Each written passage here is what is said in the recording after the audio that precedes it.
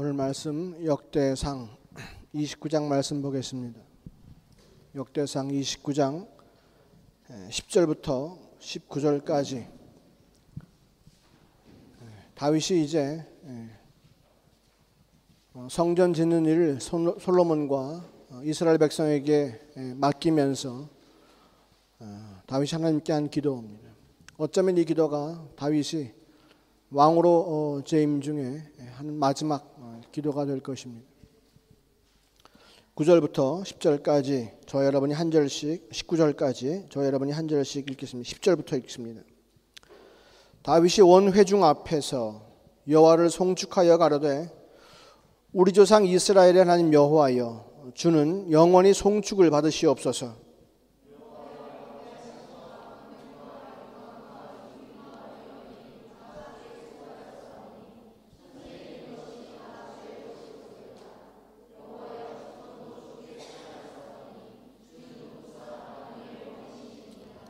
부와 귀가 주께로 말미암고 또 주는 만유의 주제가 되사 손에 권세와 능력이 있사오니 모든 자를 크게 하심과 강하게 하심이 주의 손에 있나이다.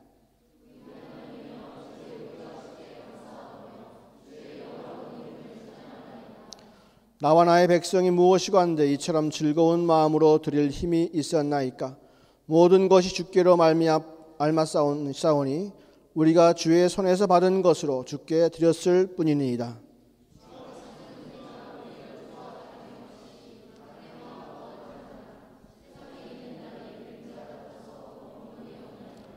우리 하나님 여호와여, 우리가 주의 거룩한 이름을 위하여 전을 건축하려고 미리 저축한 이 모든 물건이 다 주의 손에서 왔사오니 다 주의 것이니이다.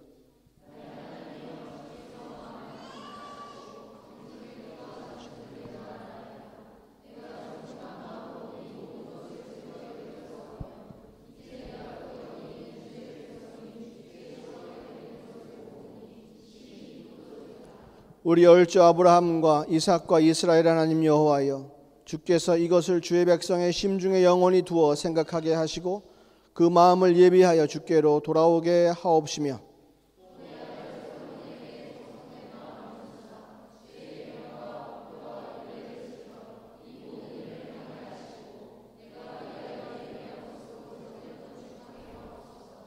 아멘. 오늘 10절에 보니까 가로되, 그때부터 이제 기도가 시작되는 것이죠. 우리 조상 다윗 이스라엘의 하나님 여호와여, 주는 영원히 송축을 받으시옵소서라고 얘기합니다. 영원히, 우리가 하나님과의 이야기를 할 때, 하나님과의 관계 속에서 무엇인가를 이야기할 때 영원이라는 말을 잘 씁니다. 영원히. 다윗이 기도하면서 하나님께 기도하면서 영원히 송축을 받아 주시옵소서 이렇게 얘기합니다. 중간에 쉬는 시간이 없고 내가 하나님을 송축하되 영원히 그 송축을 받아달라는 이야기죠. 우리는 우리가 원하는 일이 잘 이루어져야 하나님 감사합니다, 주님 영광 받으세요 그래요. 내가 소원이 이루어지고 내가 구하는 것을 내가 얻을 수가 있을 때에 그때 주님을 송축합니다. 때로는 급한 일이 생기면 주님보다도 먼저 다른 일을 생각하게 되고 다른 것을 먼저 생각하게 됩니다. 그 순간에는 주님과의 관계가 잠깐 끊어지기도 하죠. 오늘 다윗은 하나님 아버지께 기도하면서 영원히 송축을 받아달라고 얘기합니다. 우리처럼 상투적으로 영원히 이런 말을 쓰는 것이 아니고 다윗의 마음 속에는 하나님 아버지께서 영원히 아버지와 나 사이에는 절대로 쉼이 없고 오직 아버지만 영원히 높임을 받으시라 한 그 마음이 계속해서 있는 거예요. 뭔가 자기가 드러날 때에 우리는 하나님께 영원한 송축을 드릴 수가 없습니다. 나도 무엇인가를 한몫했거든요. 다윗이 하나님을 영원히 송축하는 것은 그의 생애 가운데에 정말로 쉼 없이 하나님과의 관계를 계속해서 생각할 수 있는 그런 기회가 있었다고 하는 것이죠. 우리도 영원이라는 말을 다윗처럼 썼으면 좋겠습니다. 그리고 하나님과의 관계를 영원히 생각하고 항상 그 가운데에 하나님 아버지를 송축할 수 있는, 다윗처럼 송축할 수 있는 그러한 삶이 되었으면 좋겠습니다. 다윗은 완벽한 사람은 아니었습니다. 죄가 없는 사람 아니었습니다. 그는 밧세바와 간음하기 위해서 우리아를 죽인 사람이고요. 또 자기 마음대로 이스라엘 백성의 수를 계수해서 하나님을 진노하게 만든 그러한 사람이고, 그 대가로 이스라엘 백성을 3일 동안 온역에 처하게 만든 그러한 사람이기도 합니다. 하지만 그가 영원히 하나님을 송축할 수 있는 이유는 무엇이냐? 그가 비록 죄를 져서 하나님과의 관계를 단절시키고 주님께 등을 돌렸다 할지라도 주님께서 미세한 음성으로 그를 불렀을 때에 그가 그 음성을 듣고 회개하고 주님께 나아갔다는 사실이에요. 우리가 살면서 잠깐이라도 주님을 무시할 때도 있고 주의 말씀을 거절할 때도 있고 또 주님과의 관계를 잊어먹고 내 마음대로 그저 헤맬 때도 있지만은, 나를 부르시는 주의 음성을 듣고 우리가 주께로 우리의 마음을 돌이키면 우리도 다윗처럼 진심으로 그리고 정직하게 영원히 송축을 받으실 분은 주님밖에 없습니다. 이러한 기도를 주님께 정직하게 드릴 수가 있다는 거예요. 그저 구태의연한 말, 예배 때 흔히 쓰이는 상투적인 용어가 아니라 정말로 다윗의 심령의 그 중심에서 나오는 것처럼 영원히 송축을 받아 주시옵소서. 우리 모두가 그러한 기도를 할 수 있게 되기를 원합니다. 그러한 것을 소망하게 되기를 원합니다. 하나님과의 관계가 끊어지지 않았으니 우리가 지금까지 7편의 다윗의 기도를 통해서 쭉 보았잖아요. 다윗이 얼마나 하나님을 의지했는가, 또 하나님이 다윗을 얼마나 사랑했는가, 우리가 계속해서 그 관계, 하나님과 다윗의 관계를 계속해서 눈여겨보았어요. 오늘 다윗이 자기의 삶을 정리하는 이 마지막 기도에, 자기의 정말로 공생애를 정리하는 마지막 기도인데, 그때도 다윗은 온전히 하나님만을 송축하는 그러한 기도를 드립니다. 그가 오늘 이 기도를 드리는 배경에는 어떠한 배경이 있습니까? 다윗의 꿈이 뭐예요? 다윗의 꿈은 성전을 건축하는 것이 다윗의 꿈이에요. 어느 날 그의 마음을 친 것이 있어요. 우리는 이렇게 좋은 집에 살고 있는데 아버지 하나님을 우리가 모실 만한 성전이 없다. 우리는 벽돌집에 살고 있는데 아버지는 천막 가운데 거하시다. 언약궤를 귀한 곳에 모셨으면 좋겠다. 아버지의 임재를, 하나님 아버지의 임재를 상징하는 귀한 곳이 있었으면 좋겠다. 얼마나 선한 목적입니까? 그래서 그가 성전을 짓기 위해서 정말로 많은 준비를 하였어요. 그가 성전을 짓기 위해서 모은 금이 얼마인 줄 아십니까? 3,000달란트를 모았다고 오늘 얘기합니다. 3,000달란트면 쉽게 말해서 100톤입니다. 1톤짜리 트럭을 채워서 100대를 세워놔야 돼. 금으로 100대를 세워놔야 되는 거예요. 성전을 짓기 위해서 정말로 그는 온 마음을 다했어요. 100톤의 금을 모았습니다. 이스라엘 백성 전체가 모은 금이 얼마인지 압니까? 다윗 왕의 꿈인 성전을 짓기 위해서, 자신들이 모시는 하나님 아버지 여호와 하나님의 성전을 짓기 위해서 이스라엘 백성이 모은 금이 150톤입니다. 그런데 그 가운데 그것 말고 다윗이 혼자서 모은 금이 100톤입니다. 그 둘을 합치면 얼마예요? 250톤이에요. 굉장한 금이죠. 이 금은요, 우리가 예전에 과거에 90년대에 IMF 맞죠? IBF가 아니고 IMF 시절에 우리 국민이 금을 모았는데 그 금이 250톤이라는 얘기를 제가 들은 적이 있습니다. 굉장한 겁니다. 인구가 몇백만 명 안 되는 이 이스라엘 사람들이 그 당시에 금이 얼마나 많았겠습니까? 별로 없었을 것입니다. 정말로 금이란 금은 싹싹싹싹 다 긁어 모았어요. 이스라엘 백성이요, 하나님 앞에서 큰 소리 칠만 합니다. 우리가 당신을 이렇게 사랑하고요, 우리가 당신을 위해서 전을 지을 준비가 이렇게 되어 있습니다. 당신을 사랑하는 마음이 우리에게 이만큼 있습니다라고 자랑할 만도 하죠. 특히 다윗이요, 양치던 목동 아닙니까? 그 목동에서 시작해가지고 이제 왕이 되어서 하나님을 생각하면서 성전을 짓기 위해서 100톤의 금을 모았다고 하는 것, 이거 보통 일이 아닌 것입니다. 그는 자랑할 만도 합니다. 그는 자랑할 만도 합니다. 그런데 오늘 그의 기도 가운데 무슨 말을 합니까? 11절에 보니까 중간에 보십시오. 천지에 있는 것이 다 주의 것이로이다. 여호와여, 주권도 주께 속하였사오니 주는 높으사 만유의 머리심이다. 여호와여, 광대하심과 권능과 영광과 이김과 위엄이 다 주께 속하였사오니 천지에 있는 것이 다 주의 것이로이다.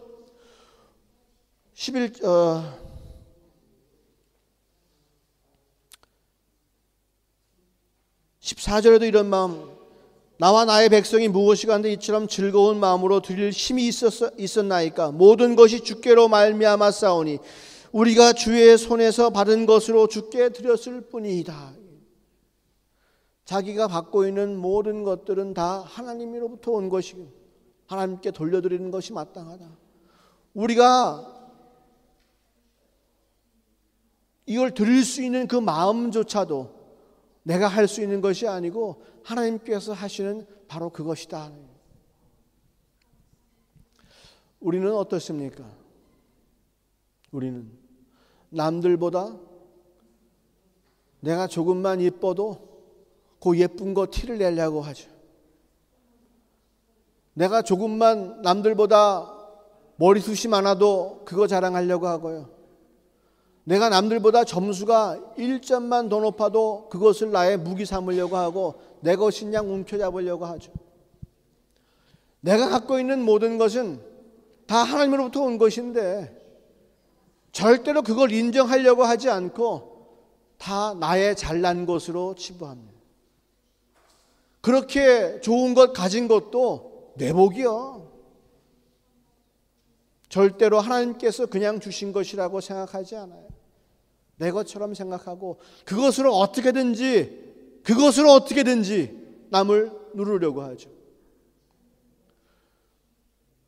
우리 가끔 뭐예요? 이 손 대보고 손 길이 갖고 막 누르고 하는 거 하잖아요. 엄지손가락 갖고서 막 누르는 거 싸움 하잖아요. 엄지손가락 팔씨름 하잖아요. 예? 엄지손가락 그거 조금 긴 거 갖고도 사람을 꼭 누르려고 하고. 우리는 다 주님께 받은 사실을 인정하지 않습니다. 그런데 다윗은 그것을 인정하고 있다는 사실이에요. 우리의 아내 밧세바와 간음하려고 한 것 우리가 손가락질합니다. 하지만 그는 그 죄에서 회개하고 돌아와서 하나님을 놀랍게 찬양하며 송축합니다. 내가 갖고 있는 것, 그거 금 100톤 내 것 아닙니다. 그거 하나님 것이고요, 그것을 주님께 드릴 수 있는 그 마음도 주님 주신 마음입니다.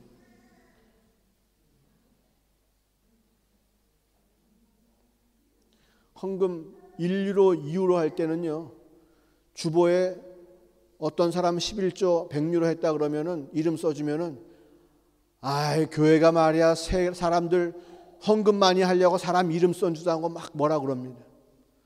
그러다가 어느 날 자기가 갑자기 헌금을 100유로 한번 하잖아요. 왜 그럼 우리 교회는 왜 이름 안 쓰냐고 또 난리를 칩니다. 주보에.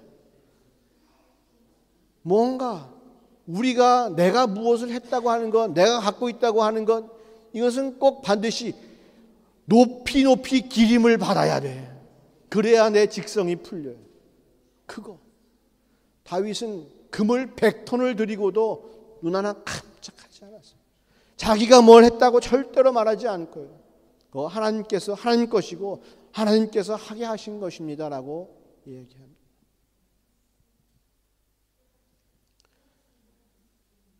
우리가 갖고 있는 무엇이든지 남들 보기에 부러워할 만한 것이 있거나 우리가 갖고 있는 것 무엇이든지 내가 남들에게 자랑거리가 된다면 그것은 절대로 우리 것 아닙니다. 좋은 것만 우리 것이 아닌 것이 아니고 남들하고 비교해서 내가 갖고 있지 않다고 생각하는 것, 그것도 주님 것입니다. 남들이 보기에 저 사람은 좀 잘못되었구나, 이상하구나, 뭐가 부족하구나, 그거 주님 것입니다. 넉넉하게 주신 분도 주님이시요, 모자라게 주신 분도 주님이시요, 다 그것 갖고 주님께서 하실 일이 있고 주님의 뜻하신 바가 있고 하기 때문에 주님께서 그렇게 하게 주신 것이에요. 나에게 그것이 가장 유익하고 가장 아름다운 상태이기 때문에 주님께서 나에게 그렇게 주신 것입니다. 그것을 우리가 감사치 못하게 하고 그것으로 주님께 돌리지 못하게 하고 왜 나를 이렇게 만들었냐고 몸부림치고 또는 반대로 자기가 잘해서 얻은 것이냐 그거 1점 가지고 남을 무시하고 깔아뭉개고 주님 원치 않은 일을 하면서 이 땅에서 마귀 노릇하고 있는 것이 우리의 실정입니다. 다윗은 그렇지 아니하고 오직 하나님만을 송축하고 나아갔다는 거예요. 나에게 주신 분은 하나님이십니다. 이것은 하나님의 것입니다. 이것을 내 것 삼아서 내 자랑 삼지 않게 하시고 이것을 아버지께 드릴 수 있는 마음 주신 것도 아버님이십니다. 신앙생활 하면 당연히 그럴 수 있겠죠 라고 말할 수 있겠지만은 과연 실제 우리의 삶 가운데에서 그러한 일이 일어나는가라고 한번 여러분 자문해 보시길 바랍니다. 남들보다 눈이 조금 큰 것 같고 잘난 것처럼, 남들보다 머리털이 조금만 모자라도 괴롭다,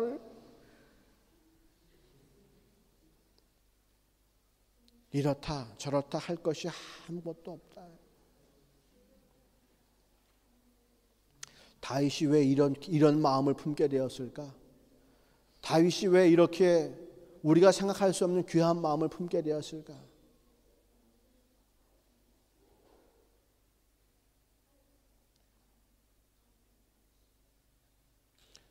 오늘 보니까 다윗이 기도하는 가운데 이런 얘기 있습니다. 17절 한번 볼까요?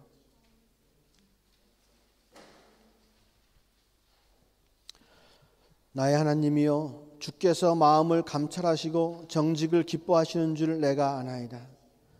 내가 정직한 마음으로 이 모든 것을 즐거이 드렸사오며 이제 내가 또 여기 있는 주의 백성이 주께 즐거이 드리는 것을 보오니 심히 기쁘도소이다.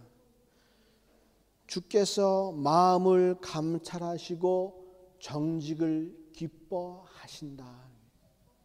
주께서 마음을 감찰하시고 정직을 기뻐하신다. 내 마음은 주께 다 드러난 바 되었다는 거예요.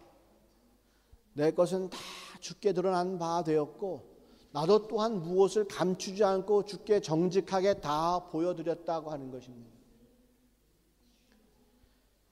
다윗과 하나님의 관계가 과거에 다윗이 어렸을 때부터 광야에서 목동할 때부터 형들에게 미움받고 아버지께 괄시받고 어린 소년이 광야에서 양을 칠 때부터 그는 하나님과의 관계를 맺어왔죠.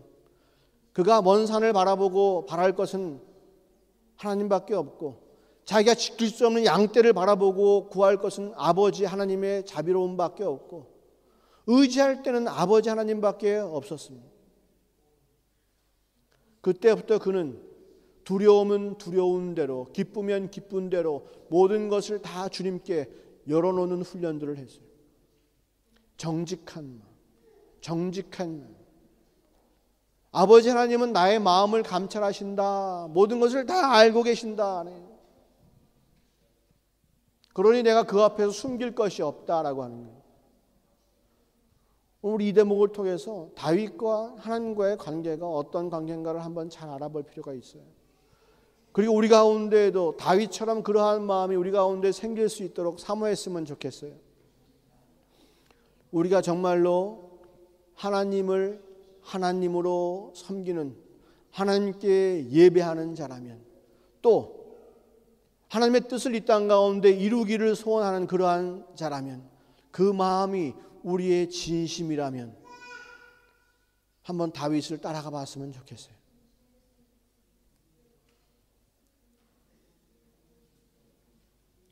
하나님께서 다윗이 어렸을 때에 그 광야에서 목동이를 할 때에 하나님께서 그 다윗을 바라보시고 내 마음에 합한 자, 선한 자, 의로운 자, 내 마음에 합한 자라고 말씀하셨어요. 무엇을 많이 알고 무엇을 잘하는 사람이 하나님 마음에 합한 사람이 아니고요. 사울처럼 건장하고 잘났고 멋있고 뭔가 할 것처럼 보이는 사람이 하나님 마음에 합한 사람이 아니고요. 좋은 거 먹고 배부른 천막에서 아버지 인정받고 사는 것이 그게 하나님 마음에 합한 삶이 아니고요. 광야에서 주를 부르짖는 삶이 하나님 마음에 합하다 하는 거예요. 아버지라고 부르는 그 아버지라고 부르는 그 다윗의 마음 가운데 어떠한 심령이 있었겠어요? 뭔가 감추는 마음이 있었을까요? 아니요. 여러분 한번 생각해 보세요.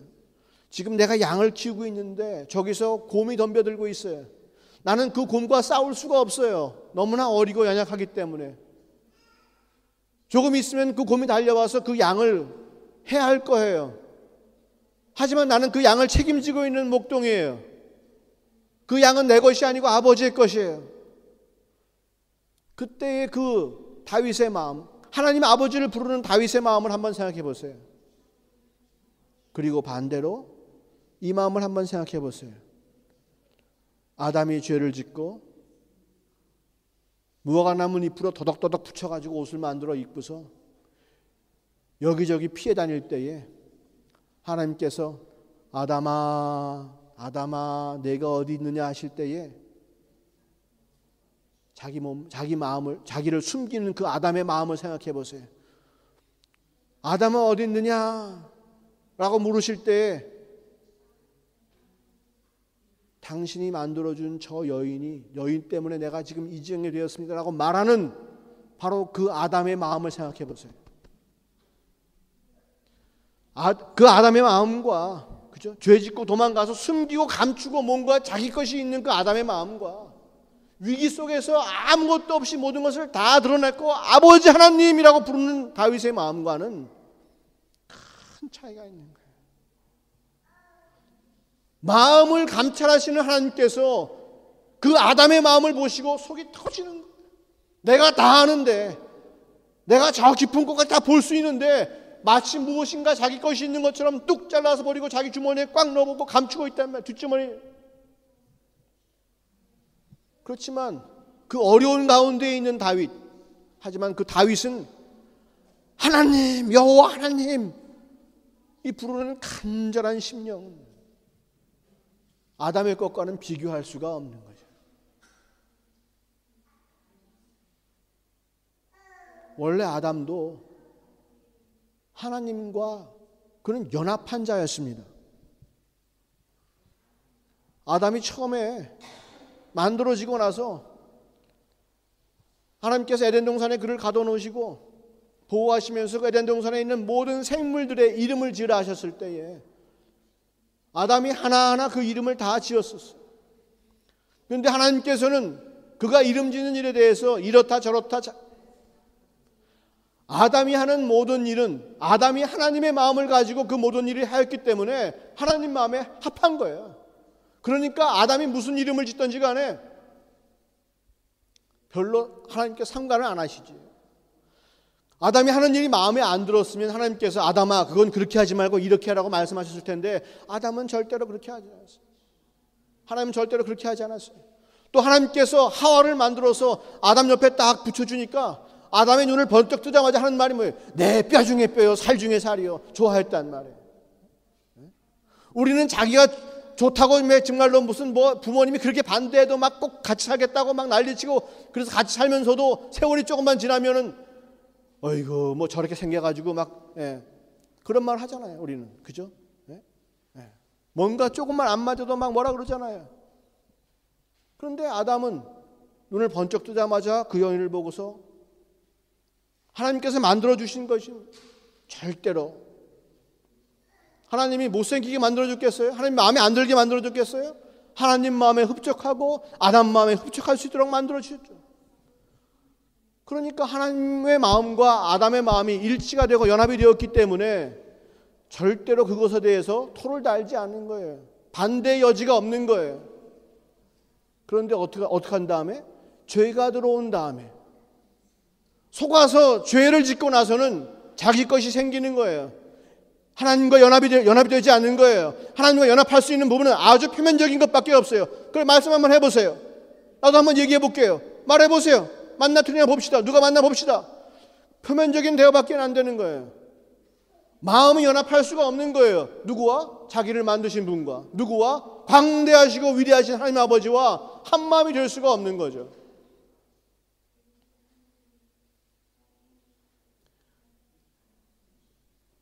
다윗도 인간이기에 하나님 아버지와 한 마음이 안 된 적이 너무나 많아요.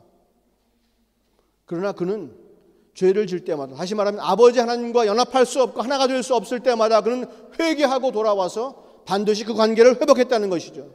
그 관계가 그저 인사하고 뭐 그냥 가끔가다 문안 드리고 이러는 관계가 아니고 정말로 친한 관계. 성경이 뭐라고 말합니까? 아버지가 내 안에 내가 아버지 안에 이렇게 얘기하지 않습니까? 누가 하신 말씀이죠? 예수님께서 하신 말씀이에요.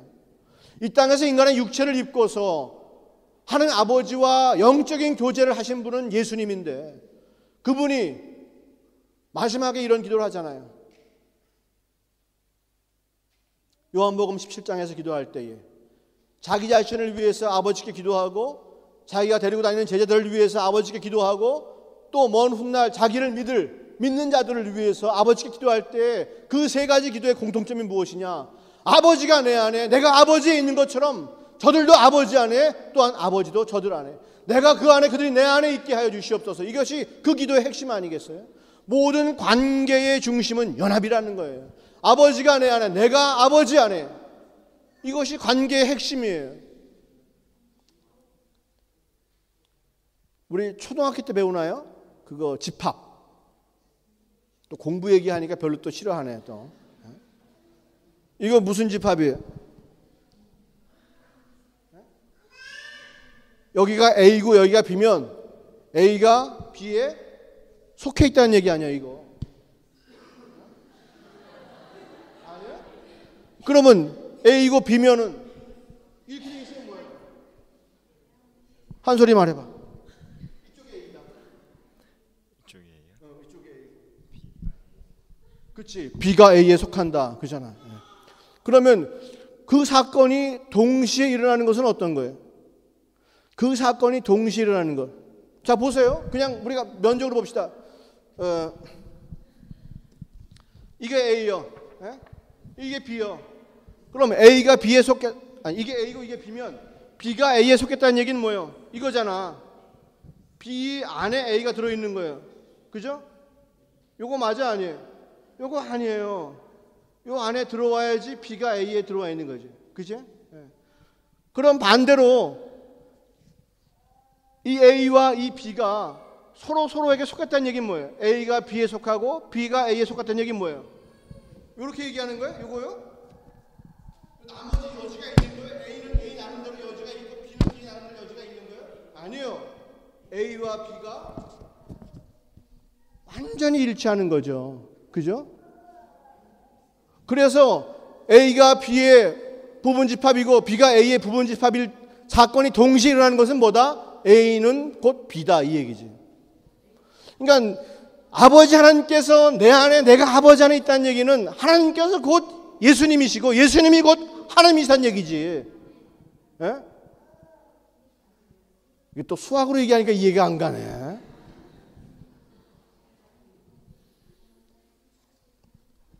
자, 예수님께서 하나님 안에 계시고 하나님께서 예수님 안에 계시는데 그 두 분의 관계는요 이런 상태가 아니라는 거예요. 그죠? 뭔가 예수님만의 고유의 것이 있다는 얘기가 아니에요. 예수님 모르는 것을 하나님만 알고 계신다는 얘기가 아니에요. 자기 나름의 것이 있는 것이 절대로 아니에요. 그것은 온전히 하나가 되는 거예요. 완전히 겹쳐지는 것이에요. 이것을 연합이라고 얘기해요. 자, 예수님께서 하나님 아버지와의 관계 속에서 삶을 그렇게 사셨어요. 그리고 우리를 위해서 그렇게 기도하셨어요. 그러면 우리도 마찬가지예요. 하나님과의 관계 속에서 우리 나름대로의, 우리 나름의 무엇인가가 있으면 돼요? 안 돼요? 안 돼요. 우리 나름의 내 생각과 내 철학과 내 똑똑이 있으면 돼요? 안 돼요? 안 돼요. 내가 온전히 하나님 안에 쏙 들어가 있어야 되고 내 안에 주님께서 들어와 계셔야 되는 거예요. 그러니 나와 하나님은 온전한 연합의 관계를 이루는 거예요. 어렵죠? 나는 지금까지 하나님이라고 하는 그러한 집합 가운데 끄트머리에 조금만 붙어 있고 하나님의 무엇을 이용해서 나의 세계를 개척하고 나의 꿈을 이루고 나의 뜻을 이루려고 하는 그러한 삶을 살고 있는데 이게 무슨 엉뚱한 소리인가? 그러면 내가 하나님이란 말인가? 내가 예수님이란 말인가? 은혜가 보통 은혜가 아닌 거예요. 그러니까 예수님이 십자가에 달려 죽으심으로 말미암아서 우리의 죄를 깨끗하게 씻어주시고 우리를 이 세상의 모든 거짓된 논리로부터 온전히 자유케 하시고 우리를 이 땅에서 왕 노릇하실 수 있는 권세를 우리에게 주셨는데 누구 안에서? 그리스도 안에서. 우리가 십자가를 믿을 때에 우리에게 그 권세가 있다는 거예요. 우리가 감히 하나님 나라에, 하늘나라에 예수님 앉아 계신 그 보좌에 우리가 앉을 수 있는 권세가 우리 가운데 있다는 거예요.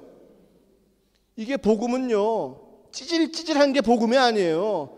땅 사게 해주십시오. 땅 사고, 병 나게 해주십시오. 병 나게, 오래 살게 해주십시오. 오래 살고, 뭐 학점 좋게 해주십시오. 이런 게 복음이 아니고 우리가 하나님처럼 될 수 있다고 하는 것이 복음이에요. 누구 안에서? 주 안에서. 누구 안에서? 십자가 안에서. 무엇을 함으로? 십자가를 짐으로. 내 욕심을 이루기 때문에 내가 하나님이 아니라 내가 십자가를 예수님처럼 질 수 있기 때문에 내가 하나님처럼 되는 거예요. 예수님처럼 되는 거예요. 그것이 우리가 이 땅에서 누릴 수 있는 최대의 은혜입니다. 하나님 아들처럼 이 어두운 세상에서 승리할 수 있다는 것, 이것보다 더 큰 복은 없는 거예요. 하나님이 요만하다고 칩시다. 그리고 우리가 요만하다고 쳐요. 우리의 신앙생활은요, 겨우 여기 조금, 요거 조금 교집합이 있는 거야. 요거 조금 교집합, 요거 붙어 있는 거야. 요거 서로 공통된 부분, 요거 조금 있는 거야. 나머지는 다 내 뜻이야. 내 뜻을 이루기 위해서 아버지가 다 갖고 계신 것, 금 좀 주세요, 은 좀 주세요, 지위를 주세요, 명예를 주세요. 왜? 내 꿈을 이루기 위해서.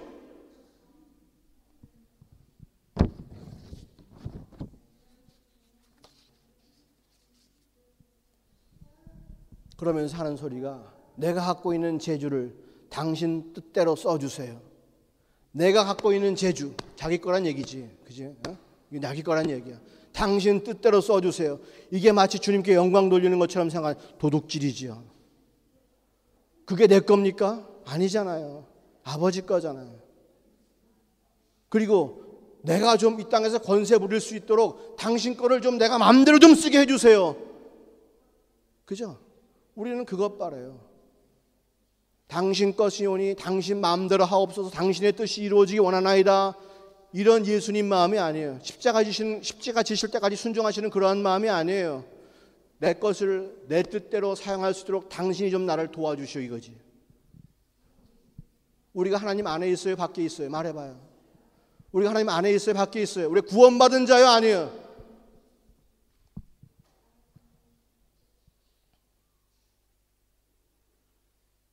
이걸 분명히 해야 됩니다.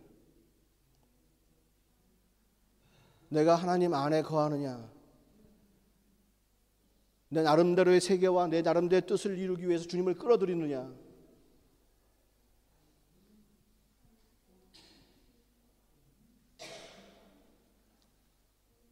다윗은 죄를 짓고 살았지만 그는 끝까지 하나님 안에, 하나님 안에, 하나님 안에, 하나님과의 연합, 하나님과의 연합. 그 안에 들어가서 마음껏 자유를 누리고 싶은 거예요. 그 안에 들어가서 마음껏 누리고 싶은 거예요. 다윗보다 우리는 더 큰 은혜를 받았어요. 우리는 예수님을 선물로 받았어요. 예수님께서 이 땅에 오셔서 우리보다 앞서가시면서 어떻게 사는 것이 하나님과 연합하며 하나님의 권세를 누리며 사는 것인지를 보여주셨어요. 세상을 이기는 방법을 보여주셨어요. 우리가 그 삶을 보고 우리 그 길로 쫓아가면 되는 거예요. 하나님과 연합되는 길, 주님과 연합되는 길은 십자가를 지는 것 말고는 없어요. 십자가를 지는 삶을 살아야 돼요. 그래야 하나님과 연합할 수 있어요. 다윗이 자기 성질 부리면서 왕노릇한 것 같습니까? 이스라엘 백성을 책임져야 하는 놀라운 책임을 진 사람이에요. 그는요, 자기 마음대로 할 수 있었어요. 성전을 짓기 위해 준비 다 했습니다. 금 몇천 달란트, 은 몇천 달란트, 목재는 어느 목재가 제일 좋은지, 어디서 수입할 건지, 하다못해 못까지 다, 성전의 설계도까지 다 마련했고요. 일꾼들까지 다 마련해놨어요. 그는 마음 먹으면 할 수 있어요. 할 수 있어요. 저지를 수 있어요. 근데 아버지가 하지 말랬어요. 하나님의 아버지가 하지 말랬어요. 너는 손에 피가 묻었으니 하지 말라. 아버지 하나님, 내 손에 피가 묻었으니까 그 피를 깨끗게 하기 위해서 성전을 지어야겠습니다. 할 수 있어요. 하지만 그는 그 순간에 하지 않았어요. 자기 것 가지고 한 걸음 더 나갈 수 있어요. 한 발짝 더 나갈 수 있어요. 하지만 그는 나가지 않았어요. 한 발짝 더 나가는 것이 낭떠러진 줄 알고 있기 때문에 그는 나가지 않았어요. 아버지의 관계와 아버지와 연합되는 것을 파괴하는 일인 줄 알기 때문에 그는 나가지 않았어요. 그는 머물렀습니다. 그는 붙잡았습니다. 자기의 발을 붙잡았습니다. 자기의 손을 붙잡았습니다. 자기의 입술을 붙잡았습니다. 그리고는 모든 백성을 모아놓고 자기 아들 솔로몬을, 그 어린 솔로몬을 세워놓고 이제 성전 짓는 일은 솔로몬이 한다고 얘기했습니다.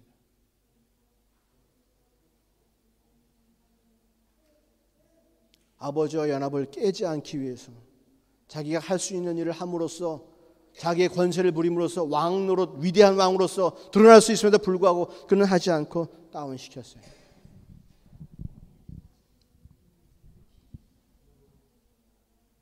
자기 것이 아니기 때문에.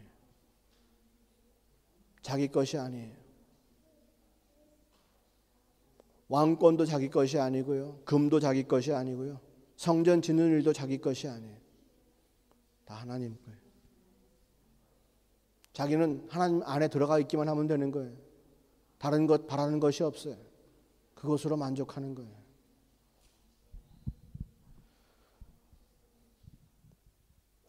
내 인생, 내가 중심이 돼서 하나님을 부리는 것이 내 인생이 아니에요. 하나님이 허락하시는 것을 이용해 먹는 것이 내 인생이 아니에요. 그건 망하는 인생입니다. 그건 신앙이 아닙니다. 이제 수연이도 많이 커서 손을 갖고 이제 움직이기 시작했어요. 저 무거운 성경책을 분명히 끌어내리는 거 봐서는 아빠를 닮은 게 분명해요. 10년만 기다리면 우리 이삿짐은 다 수연이가 해줄 것 같아.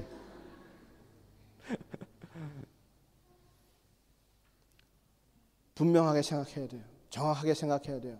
성경 말대로 생각해야 돼요. 정직하게 사는 건요, 100원 받았으면 내가 100원 받았다고 얘기하는 거 정직한 거예요. 맞아요. 더 큰 정직은 아버지 하나님 앞에 정직한 거예요. 그 아버지가 주신 것이라고 말씀하셨거든요. 내 거라고 우기는 거, 그거 정직한 것 아니에요. 드려야 돼요. 아버지 거라고 얘기해야 됩니다. 아버지 뭘 원하세요? 물어봐야 됩니다. 내가 생각하는 것 하면서 이거 아버지가 원하는 것이라고 하면 안 돼요. 그 포기되어야 합니다. 무엇을 위해서? 아버지와의 연합을 위해서. 십자가를 지는 길이에요. 여러분 부부 사이에도 보세요. 부부 사이 아무리 서로 사랑하고 뭐 없이는 못 살고 막 난리를 쳐도요, 하나가 되기는 아예 불가능한 것 같아요. 그죠? 승구 형제 벌써 안 와봐 벌써? 그 끄떡끄떡해. 벌써 포기한 건 아니겠지? 그래서 사람들이 포기했다고 얘기하잖아요, 그죠? 포기했다고. 그게 왜 그런지 알아요? 하나님과의 관계를 떠나서요, 그 사람과 나와의 관계를 생각하니까 절대로 하나가 안 돼요. 아무리 내가 스스로 교집합을 늘리려고 애를 써도 안 돼요. 남편과 아내가 서로 교집합을 많이 만들면 화목할 것 같잖아요. 계속 해보세요. 되나 안 되나. 결국 요만큼씩 남거든요. 끝에 가면 아무리 뭐라 그래도 요만큼씩 남아요. 내 거거든요. 이거는 변하지 않는 내 거예요. 근데 서로 그 부분을 바라보고 안 돼. 안 된다고 얘기해요. 근데 그것도 해결할 수 있는 방법이 있어요. 두 사람이 중간에 십자가를 세우면 돼요. 남편도 예수님을 닮으려고 하는 거예요. 십자가를 지는 삶으로 가는 거예요. 부인도 마찬가지예요. 십자가를 지는 삶으로 가는 거예요. 그러면 어느 날 서로가 서로를 바라보았을 때 놀라운 거예요. 왜? 닮은 데가 너무나 많은 거예요. 시간이 지나면 지날수록 더 닮아가는 거예요. 자기는 주님 닮으려고 했는데 가정이 화목해져요. 그렇게 역사가 일어나는 거죠. 저 사람은 저렇고 저 사람은 저렇고 아무리 둘이 하나가 되려고 애를 써봐요. 절대로 안 돼요. 십자가를 세워야 돼요. 두 사람 사이에 가정 가운데 십자가를 세워야 돼요. 교회도 마찬가지예요. 여러분과 제가 아무리 인간적으로 친해지려고 애를 써보세요. 안 돼요. 안 돼요. 우리 교회 중심에도 십자가가 서 있어야 합니다. 우리 성도들 사이에 서로가 십자가를 바라보고 나가야 됩니다. 그래야 하나가 될 수 있어요. 다른 건 없어요. 내가 인간과 화목하기 위해서, 사람과 화목하기 위해서 십자가를 띠고 그 사람과 화목하려고 애를 써봐요. 당분간은 화목할 것 같죠? 천만에요. 십자가 없이는 화목할 수가 없어요. 그래서 전도하는 사람들은요, 끝까지 십자가를 지고 가야 되는 거예요. 끝까지 십자가만 바라봐야 되는 거예요. 저 영혼이 나를 거부하고 떠날지언정 나는 끝까지 십자가를 바라보는 거예요. 근데 세상이 뭐라 그래요? 에이, 그래도 사람, 그래도 위로해줘야지. 뭐 어떻게 해야지. 얘기해요. 내가 십자가를 놓치는 순간 화목은 없어요. 나와의 하나님과의 관계가 깨지는 이상 화목은 없어요. 내가 끝까지 주님 붙잡고 나가야죠. 그래야 살 수 있는 기회가 있는 거예요. 내가 먼저 안전한 곳에 서 있어야 돼요. 내가 먼저 구명조끼를 입고 있어야 남을 구원할 수 있어요. 내가 남을 구원하려고 내 구명조끼를 버리잖아요. 안 돼요. 우리가 살 수 있는 길은 십자가를 바라보는 것밖에 없어요. 우리가 서로가 화목할 수 있는 길은 십자가를 바라볼 수 있는 것밖에 없어요. 하나님과 화목한 길은 십자가를 바라보는 길밖에 없어요. 온 마음과 온 몸과 온 정성과 온 뜻을 다해서 하나님 아버지를 사랑하고 내 이웃을 사랑하는 것이 주님의 계명이에요. 그러기 위해서 다른 길은 없어요. 십자가를 지는 길밖에 없어요. 예수님께서 우리를 위해서 나아가신 길이에요. 하나님 아버지와 온전한 화합을 이루기 위해서 육신을 입고 이 땅 가운데 오신 예수님께서 걸어가신 그 길을 걸어가는 거예요. 그 길 말고는 다른 길은 없어요. 그래야 사랑할 수 있습니다. 이웃을 사랑할 수 있고 하나님을 사랑할 수 있고 내 영혼 복받는 일꾼 됩니다. 주님과 화목하지 않고 연합이 되지 않으면 결혼 생활이 안 돼요. 자, 보세요. 부부가 있어요. 사업을 하는데 남편은 정말로 정직한 마음으로 사업을 하고 싶은 거예요. 세금 낼 거 다 내고. 그런데 아내는 아무래도 살림하다 보니까 돈이 많이 필요해. 그래서 마음을 좀 사심을 품었어. 세금을 좀 안 내려고 좀 잘못 했어. 여러분 그 길을 같이 걸어갈 수 있을 것 같습니까? 부부가 될 수가 없어요. 사업을 안 하는 것이 나아요. 부부를 위해서는 하나님과 우리가 서로 신랑이 되고 신부가 되기 위해서 연합을 위해서는 천국에서의 영생을 위해서는요 서로 마음이 합해져야 되는 거예요. 연합하지 않으면 될 수가 없는 거예요. 우리가 하나님을 봤습니까? 그래서 뿅 갔습니까? 우리 인간적으로 이 땅에서는요 육신 때문에 정말로 마음을 쏙 뺏겨서 결혼하는 경우가 많잖아요. 뭐 나중에 후회해 소용없지만은 대부분 다 그런 경우잖아요. 하지만 하나님과의 관계가 그래요? 아니에요. 우리가 하나님을 보고 결혼할 수 있습니까? 없어요. 우리는 믿고 결혼해야 되는 거예요. 그분과 마음을 합하고 결혼하는 거예요. 주님도 그걸 원하세요. 우리와 결혼하시고 우리와 영원한 시간을 함께 사시기 위해서 우리의 마음을 확증시키기 위해서 아버지의 마음을 우리에게 확증시키기 위해서 십자가를 이 땅 가운데 주신 거예요. 예수님을 죽게 하신 거예요. 이것이 내 사랑이야. 이것이 너희를 향한 내 마음이야. 나의 전부야. 다 보여주신 거예요. 주님은 우리에게 숨기신 것이 없어요. 이제 우리 차례예요. 나도 주님께 숨길 것이 없습니다라고 다 나가야 돼요. 아담처럼 숨어서 뭘 감추면 안 되는 거예요. 정직한 마음을 품고 나가야 되는 것이에요. 주님은 마음을 감찰하시는 것이 깊은 곳까지 다 보시는 분이라고 하셨어요. 감출 수가 없는 거예요. 사랑하느냐 사랑하지 않느냐, 그분과 하나가 되려고 하느냐 하나가 되려고 하지 않느냐, 이것이 우리의 영생을 결정하는 문제예요. 교회에 다니느냐 안 다니느냐, 성경책을 몇 번 읽었느냐, 기도를 몇 시간 하느냐, 이것이 문제가 아니라 나의 삶이 정말로 하나님과 주님과 화합하고 연합하려고 하는가, 내가 주님 안으로 들어가려고 하는가, 내가 주님의 삶을 대신 이 땅에서 살고자 하는가, 그것이 문제인 것이에요. 어영부영 단길로 돌아가지 마세요. 시간이 없어요. 오늘 다윗이 뭐라고 고백합니까? 15절에 보니까 주 앞에서는 우리가 우리 열조와 다름없이 나그네와 우고한 자라, 세상에 있는 날이 그림자 같아서 머무름이 없나이다. 정말로 시간은 빨리 지나가 버리고 만다는 거예요. 우리 조상들이 죄짓다가 죽고 죄짓다가 죽고 산 것처럼 우리도 그렇게 살 수밖에 없다는 거예요. 우리 인생은 다 그래요. 저는 20세 때에 나도 이제 20살이 됐구나 딱 마음 먹으면서 40살 먹은 사람은 저 나이에 어떻게 살지 그랬어요. 근데 제가 지금 50이에요. 진짜 시간이 빨리 지나가더라고요. 그림자 같은 인생 사지 마시고요, 주님 따라가는 인생 삽시다. 해 때문에 변화되는 인생 말고요, 우리는 주님 때문에 움직이는 인생 되기 원합니다. 주님께서 우리를 기다리고 계십니다. 우리에 대한 사랑을 확증해 주셨습니다. 절대로 세상 때문에, 환경 때문에, 내 안의 감정 때문에 흔들리고 요동치는 삶을 살지 말고, 우리가 정말로 주님과 화합하고 주님 안에 들어가기 위해서 몸부림치고 십자가를 지기 위해서 몸부림치는 그러한 삶 살기를 주의 이름으로 축원합니다. 기도하시겠습니다.